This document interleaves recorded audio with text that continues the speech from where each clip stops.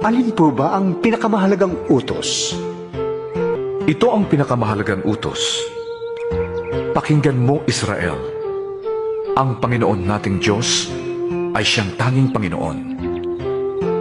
Ibigin mo ang Panginoon mong Diyos ng buong puso, buong kaluluwa, buong pag-iisip at buong lakas.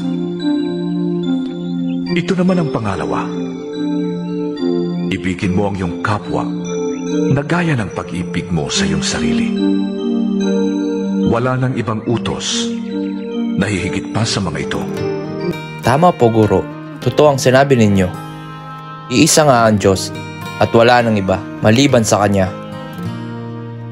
At higit na mahalaga ang umibig sa Kanya ng buong puso, buong pag-iisip at buong lakas.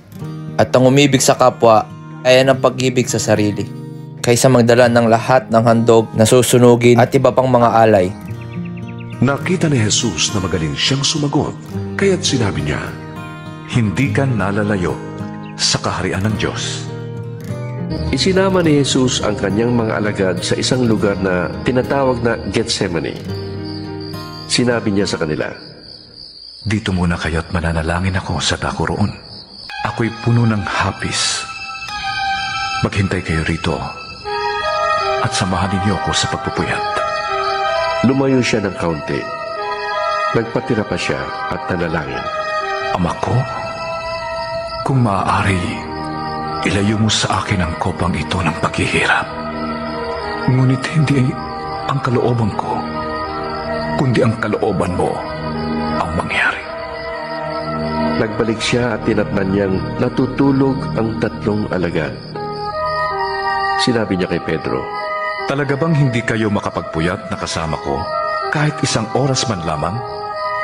Magbantay kayo at manalangin upang huwag kayong madaig ng tukso. Ibinigay na sa akin ang lahat ng kapangyarihan sa langit at sa lupa. Kaya humayo kayo at gawin ninyong alagad ko ang mga tao sa lahat ng bansa. Bautismuhan ninyo sila sa ngalan ng Ama at ng Anak at ng Espiritu Santo. Turuan ninyo silang sumunod sa lahat ng iniutos ko sa inyo.